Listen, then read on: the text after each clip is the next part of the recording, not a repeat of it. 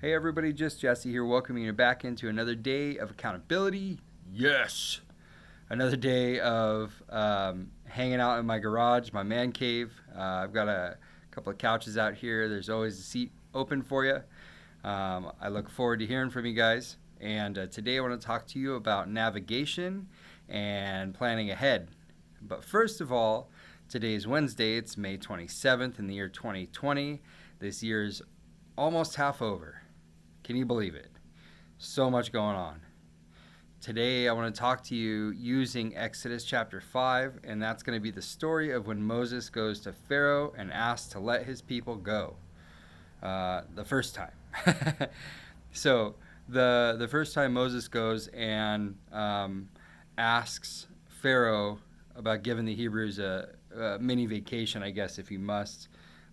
His plan was to ask him for 3 days in the wilderness so they can go and worship God and go and make sacrifices to God.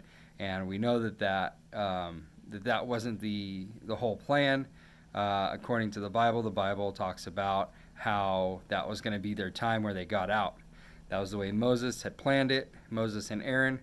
And Pharaoh didn't like that. Pharaoh thought that the Hebrews were just being lazy, that they wanted days off, that they didn't understand that they were slaves, and that wasn't going to happen. So Pharaoh took away the straw that they were using to make bricks. Up until this point, Pharaoh had provided all the straw that the Hebrews used to make bricks in the things that they were doing in Egypt as slave labor. So Pharaoh told the Hebrews, well, because of your request, I'm taking away all your straw.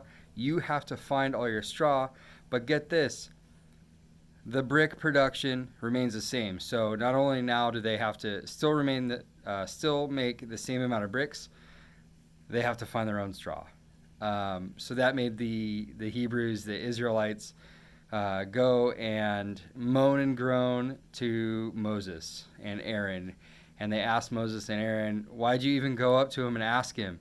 Like, seriously, dude, we were better off without this. And now we have to go and find our own straw in order to make these dumb bricks.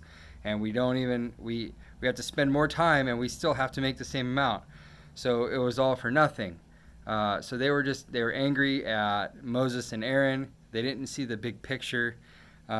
So really, later on, after chapter 5, it goes into chapter 6.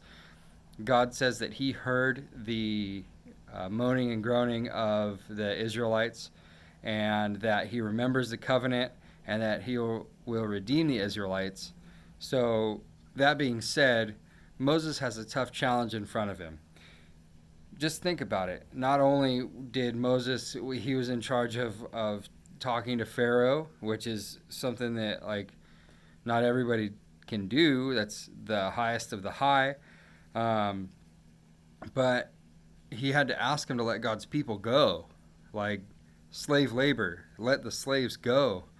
And he also had to plan it out.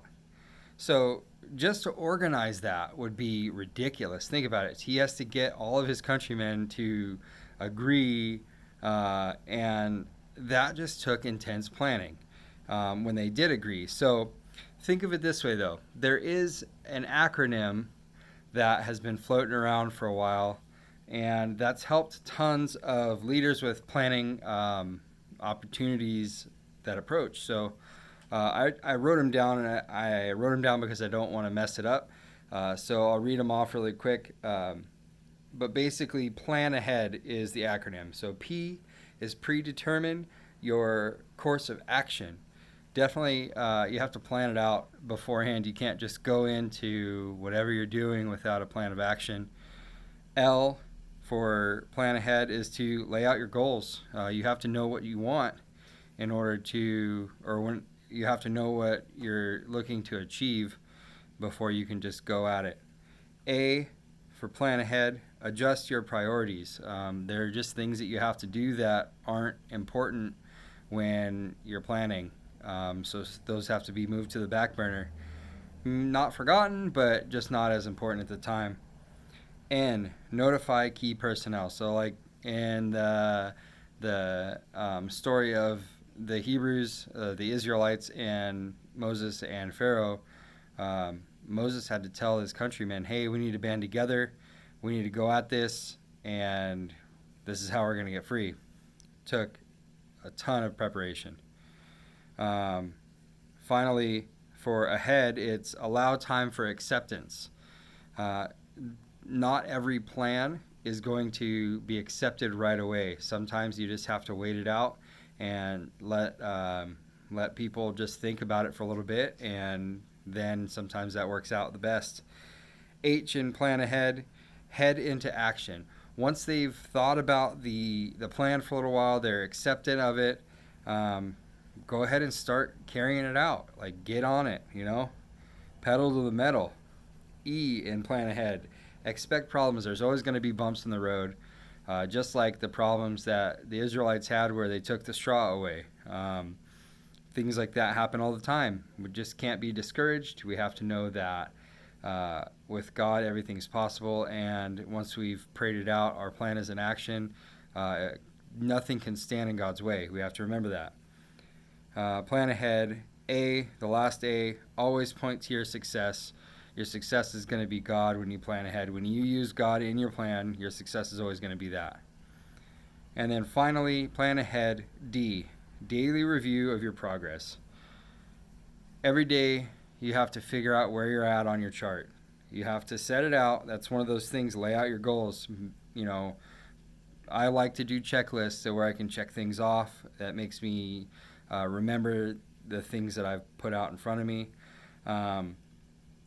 Too many times we shoot ourselves in the foot because we make excuses for not planning, or we just jump into it. We don't really plan it out. We say we have a plan, but our plan is just go for it.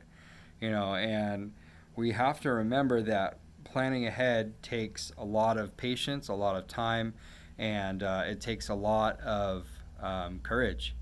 We have to know that God has to be in the center of our plan in order for it to even succeed. And I know that a lot of people think that their plans are plans without God, but everything that happens in this world is in direct correlation with what God's made. God made this earth. God made the universe. So if there's anything that we do in it, it involves Him. We have to put Him first.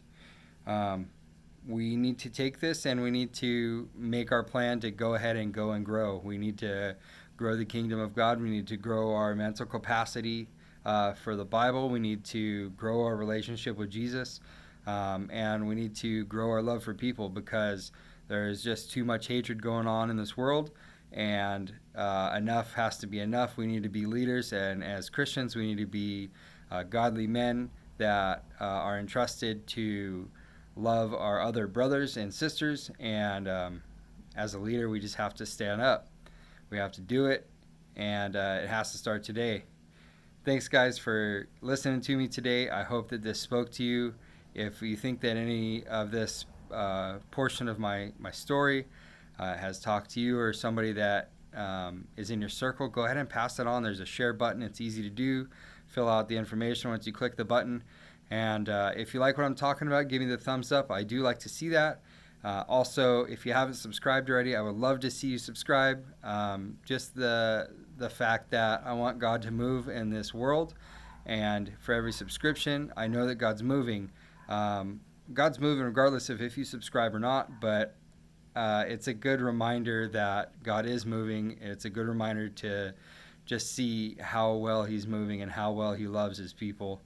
And then lastly, if you want to be notified of my videos, which should come out every day, as I'm on a trek to be accountable in the Word every single day, go ahead and hit the bell. The bell, once you ring it, will let you know that there's a notification that I posted a new video. All right, guys, I hope that this time was really informational for you. I enjoyed this story a lot.